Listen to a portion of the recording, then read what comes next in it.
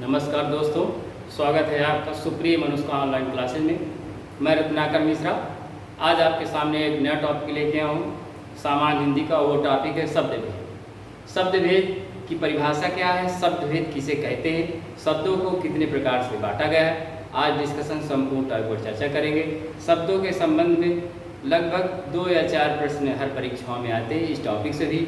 इसके अंतर्गत कई टॉपिक महत्वपूर्ण हम आपको पढ़ाएंगे। संज्ञा है, सर्वनाम है, तद्भव है, तत्सम है, पर्यायवाची शब्द, एकार्थी अनेकार्थी है, रूढ़ शब्द, यौगिक शब्द, योग रूढ़ शब्द, ये सभी तमाम टॉपिक, संकर शब्द किन्हें कहते हैं, इन सभी टॉपिकों को इसी चैप्टर के अंतर्गत हम आपको पढ़ाएंगे। क्योंकि यह चैप्टर सबसे हिंदी में, सामान्य हिंदी में यह चैप्टर बहुत ही बृहद चैप्टर है और इस चैप्टर के अंतर्गत बहुत ही छोटे छोटे टॉपिक रखे गए हैं। तो दोस्तों, शब्द किसे कहते हैं, शब्दों की क्या परिभाषा है, आज बात करते हैं शब्द किसे कहते हैं। शब्द के विषय में कहा गया है कि वर्णों से बनी हुई, अर्थात एक या एक से अधिक वर्णों से जिन ध्वनियों की रचना होती है उन्हें शब्द के नाम से जाना जाता है। अर्थात एक या अधिक वर्ण कौन होते हैं, जैसे का, खा, गा। अब इन्हीं वर्णों से जो ध्वनियाँ, वर्ण या ध्वनि, बात एक ही होती है, इनसे सार्थक या स्वतंत्र इकाई जब बनती है तो वो शब्द के नाम से जानी है। जैसे परिभाषा देख लेते हैं कि एक या अधिक वर्णों से बनी हुई स्वतंत्र तथा सार्थक ध्वनि को शब्द कहते हैं। शब्दों के विषय में यह कहा गया है कि शब्दों की रचना ध्वनियों के सहयोग से होती है। अगर ध्वनि नहीं होगी तो शब्द की भी कल्पना नहीं की जाती। शब्दों के विषय में 2 महत्वपूर्ण बातें अति आवश्यक है।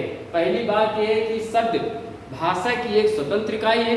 दूसरी चीज, शब्दों की एक सार्थक इकाई होती है। निरर्थक इकाई में शब्दों का कोई महत्व नहीं होता। जब प्रश्न ये आए कि शब्दों के 2 महत्वपूर्ण बिंदु कौन से हैं, तो ध्यान देने वाली बात है कि शब्दों की पहली एक स्वतंत्र इकाई होती है, दूसरी शब्दों की एक सार्थक इकाई होती है। और परिभाषा की बात की जाए तो परिभाषा इसकी क्या है, एक या एक से अधिक वर्णों से बनी हुई स्वतंत्र तथा सार्थक ध्वनि को शब्द के नाम से जाना जाता है। अब बात करते हैं कि समानता, प्रश्न कई बार पूछा गया कि समानता शब्दों को कितने भागों में बांटा गया है या कितने प्रकार होते हैं। तो समानता अगर शब्द आ जाए तो समानता शब्दों को 2 भागों में बांटा गया है। इन शब्दों के 2 भेद होते हैं। पहला होता है सार्थक शब्द।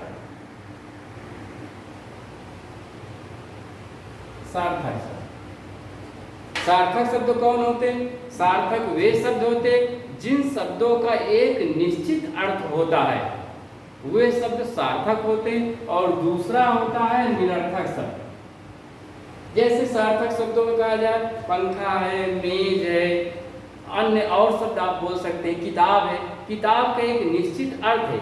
इस शब्द को बोलने से किताब शब्द का एक निश्चित अर्थ बोध हो रहा, इसलिए किताब एक सार्थक शब्द है।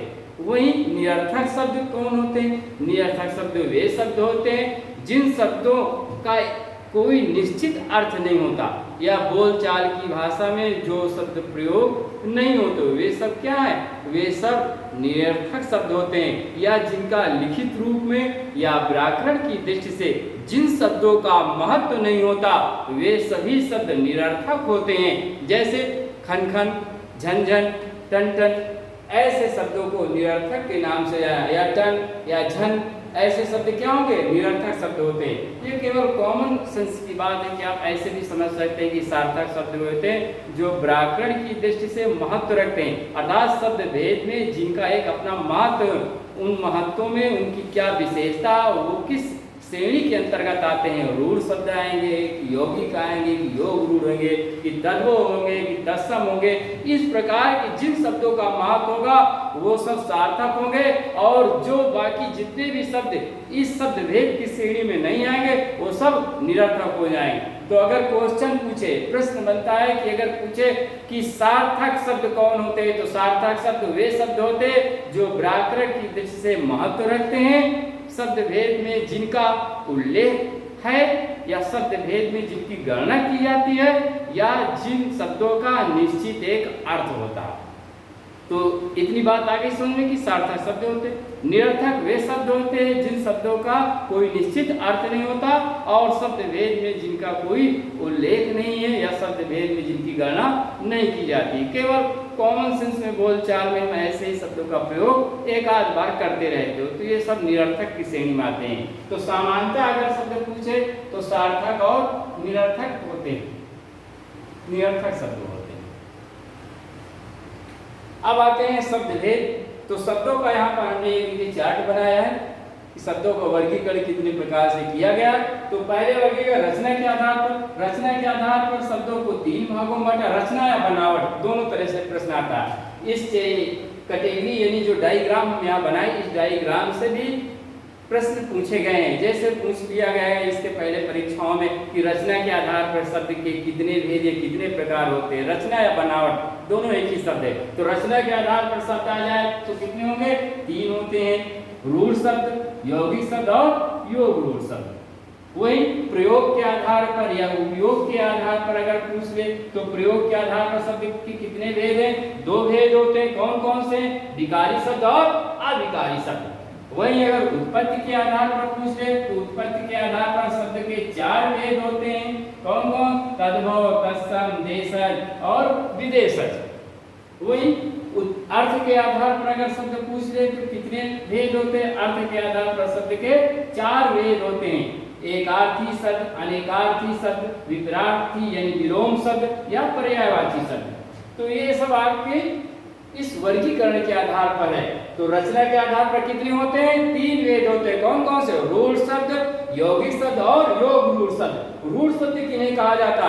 रूढ़ शब्द वे शब्द होते हैं जो एक विशेष अर्थ प्रकट करते हैं और ये मूल शब्द होते हैं। ये अर्थ और शब्द में विशेष रूप से एक ही अर्थ को बताते हैं, यानी एक ही रूप में होते हैं। ऐसे शब्दों को रूढ़ शब्द कहा जाता है, अर्थात केवल एक ही ध्वनि से बने होते हैं।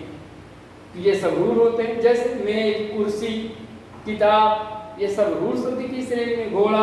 वहीं यौगिक शब्द कौन होते हैं? यौगिक शब्द वे शब्द होते हैं जो 2 या 2 से अधिक शब्दों के मेल से बनते हैं, जिनमें एक सामासिक पद पाया जाता है। जैसे अगर आपसे कह दिया जाए पुस्तकालय, तो पुस्तकालय 2 शब्दों से मिलकर बना। पुस्तक घनालय, तो पुस्तकालय यौगिक शब्द आ जाएगा।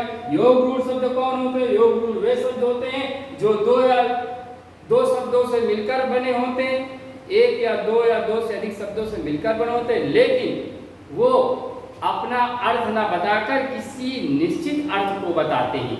वे सब योग रूढ़ हो जाते हैं। या किसी शब्द का वो पर्याय होते हैं, या एक कहा जाए वे शब्द बहुव्रीहि समास की श्रेणी में आते हैं। वो सब कहाँ आ जाएंगे? योग रूढ़ में आ जाएंगे। जैसे पीताम्बर, पीताम्बर योग रूढ़ कैसे हो गया? कि पीताम्बर जो है ये ऐसा शब्द है जो किसी विशेष व्यक्ति को इंगित करता है, ये आपका योग रूढ़ में चला आएगा। वहीं विकारी शब्द कौन होते हैं? प्रयोग के आधार विकारी वे शब्द होते हैं जो लिंग वचन कारक के अनुसार जिन शब्दों का स्वरूप क्या हो जाता? परिवर्तित हो जाता या बदल जाता है। यानी जो शब्द लिंग वचन कारक के अनुसार परिवर्तनशील होते हैं वे शब्द क्या होते हैं? विकारी शब्द होते हैं। अब विकारी शब्द के कितने भेद बताए गए? विकारी शब्द के 4 भेद बताए गए। संज्ञा, सर्वनाम, विशेषण और क्रिया। ये सब टॉपिक हम इसी के अंतर्गत आपको पढ़ाएंगे कि विकारी शब्द किसे कहा जाता, विकारी शब्द की क्या परिभाषा, विकारी शब्द के कितने भेद हैं। तो विकारी शब्द कौन कौन होते हैं? विकारी शब्द में संज्ञा आती है, सर्वनाम आते हैं, विशेषण आते हैं और क्रिया आती है। ये शब्द कौन है? और इन शब्दों को लिंग वचन और कार्य के अनुसार ये शब्द क्या है? परिवर्तनशील है। इन शब्दों का स्वरूप क्या हो जाता है? बदल जाता है।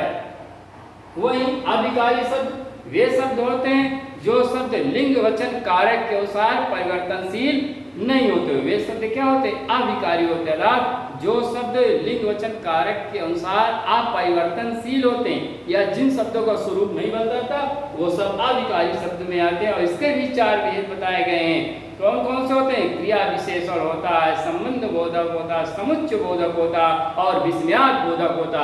ये सब अविकारी की श्रेणी में आते हैं। वही उत्पत्ति के आधार तद्भव, तत्सम, देशज और विशेषण।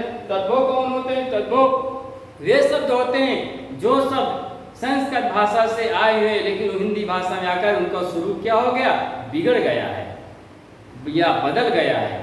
तो ऐसे शब्द क्या होते हैं, तद्भव होते हैं, आए तो उसी से लेकिन वे नहीं हैं, वे सब तद्भव होते हैं। तत्सम यानी दो शब्दों का तत् धन सम यानी उसी से उत्पत्ति है। तो तत्सम हो ये संस्कृत के मूल शब्द होते हैं जो हिंदी में सीधे आ गए हैं और हिंदी भाषा में आकर शोभा बढ़ा रहे हैं। ऐसे शब्दों को तत्सम कहा जाता है, ये संस्कृत भाषा की रूप है।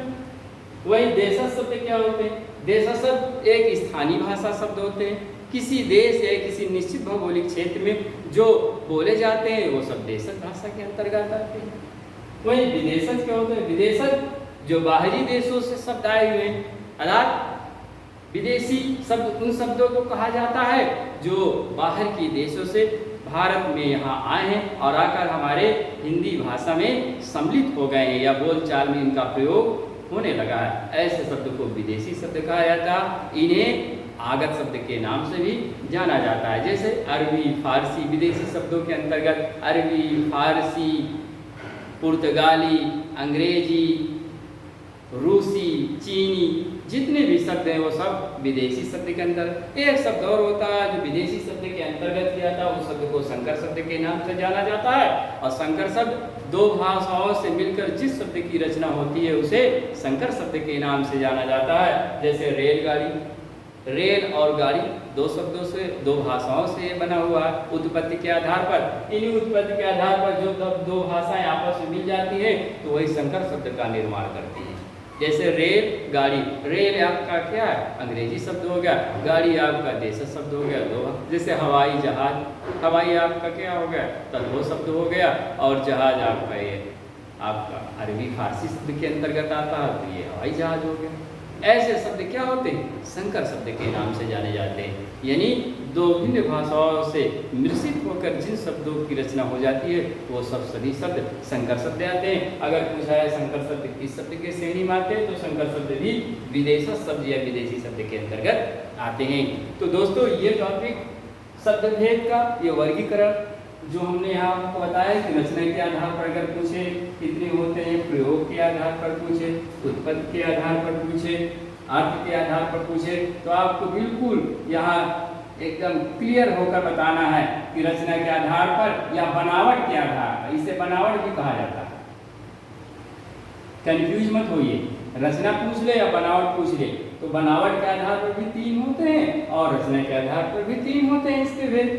प्रयोग के आधार पर या उपयोग के आधार पर, उपयोग के आधार पर ये या इसको ऐसे ही पूछा जाए व्याकरणिक आधार पर,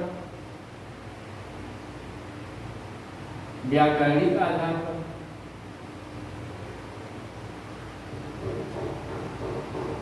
व्याकरणिक आधार पर। तो व्याकरणिक आधार पर या व्याकरण के आधार पर या प्रयोग के आधार पर या उपयोग के आधार पर शब्द मूलतः दो भेद होते हैं, कौन, विकारी और अविकारी। विकारी के हमने आपको भेद बताया, संज्ञा, सर्वनाम, विशेषण और क्रिया। वही उत्पत्ति के आधार पर पूछे तो उत्पत्ति के आधार पर आपको या उत्पत्ति पूछ ले या स्वरूप पूछ ले, बात एक ही होती है। तो स्वरूप या उत्पत्ति पूछ ले तो तद्भव, तत्सम, देशज और विदेशी शब्द के अंतर्गत आते हैं। तो ये सब आपके अर्थ के आधार पर पूछ ले तो आपके एकार्थी, अनेकार्थी, विपरार्थी और पर्यायवाची।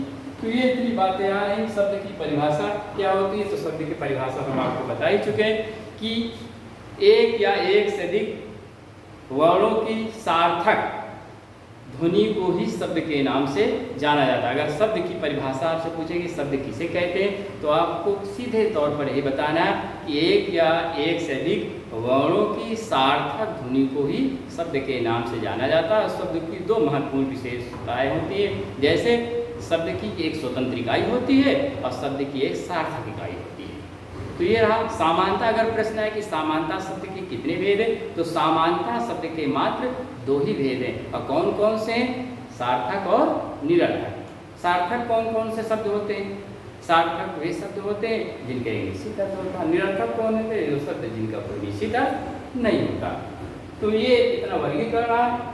इसके बारे में नेक्स्ट वीडियो हम आपको इसी रूट शब्द से यानी वर्गीकरण के आधार आधार पर जो हमने यहाँ डायग्राम आपको बनाया, इस डायग्राम के आधार पर हम आपको नेक्स्ट वीडियो में आपको पढ़ाएंगे कि रचना के आधार रूढ़ शब्द कौन होते हैं, यौगिक और यौगिक विस्तार से आपको यहाँ बताएंगे नेक्स्ट वाले वीडियो, विकारी और विकारी को विस्तार से बताएंगे। तो ये इतना तो रेफरेंस रहा केवल डायग्राम के आधार पर कि वर्गीकरण कैसे शब्दों का किया गया है, शब्दों की रचना कैसे होती है, शब्दों के भेद कितने हैं। तो दोस्तों नेक्स्ट वीडियो में हमारा वेट करिए। धन्यवाद।